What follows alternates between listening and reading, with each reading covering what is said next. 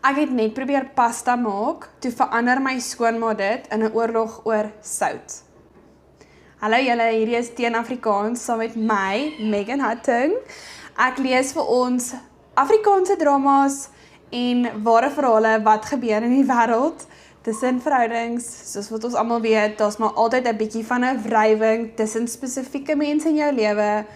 Ek is baie gelukkig, ek het 'n baie oulike skoonma en ons kom baie goed hier weg, so hierdie is nie 'n storie oor my nie. Ek lees graag vir ons. Luister, ek moet net met iemand hieroor praat. Gister wou ek vir my man sy gunsteling pasta maak.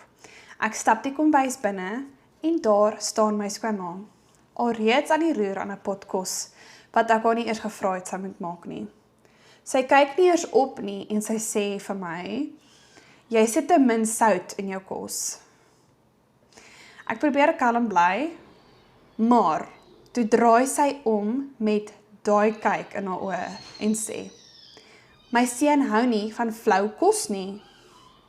Nou ja, ek sê toe vir haar, hy het gister gesê hy hou van my kos. Sy sê, hy het dit nie gesê om my nie te laat sleg voel nie. Ek voel hoe my bloed kook. Toe stap ek nader en sê, ma, ek het hom gevra. Hy het gesê, jou kos het te veel sout in. Haar oë rek. Die pot kook oor, o jene. Ek voel half skuldig, maar half verlig. Ek sê toe vir haar, kom ons kook saam, dan wen niemand nie, dit is nie 'n kompetisie nie om mee te begin. Sy glimlag half, maar ek weet nie, wat het ek dit reg gedoen? So my vraag aan julle is, hoe hanteer mense skoonma wat altyd dink sy weet beter? Moes ek net stil gebly het, of was dit tyd dat ek my stem gebruik? Sure. Okay. Ek dink nogals jy het baie kalm opgetree. Ek dink meer kalm as wat baie mense sou gewees het. En wel dan dat jy vir ons sê jy moet saam kos maak. Jy weet, dit is actually 'n baie goeie opsie. Ek dink dit was baie rustig en baie kalm gewees.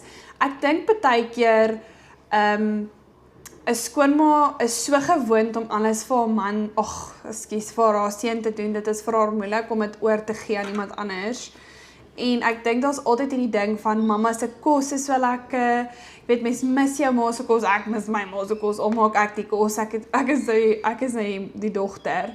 Maar ek dink jy het baie goed opgetree en ek dink daar is 'n manier as jy so rustig kan bly en so goed kan optree, dat jy dinge kan uitsorteer.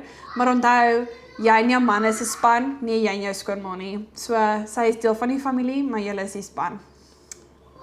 Hoop dinge raak beter vir jou. Okay, dit was storie nommer 1. Wat ek vir julle wel wil sê is, wanneer jy ietsie vir my stuur en dit wil privaat hou, gaan ek nooit jou naam gebruik nie. Die informasie wat jy vir my stuur, gaan altyd privaat bly. So moenie voel ek gaan jou naam gebruik nie, moenie voel, jy weet, jy gaan sag gesê word nie, niks sulke dinge nie, verskom my kinders in die agtergrond. Maar ja, julle hoop julle het geniet. Tot ons weer mekaar sien vir die volgende storie van Teen Afrikaans. Dis hy. Okay, bye.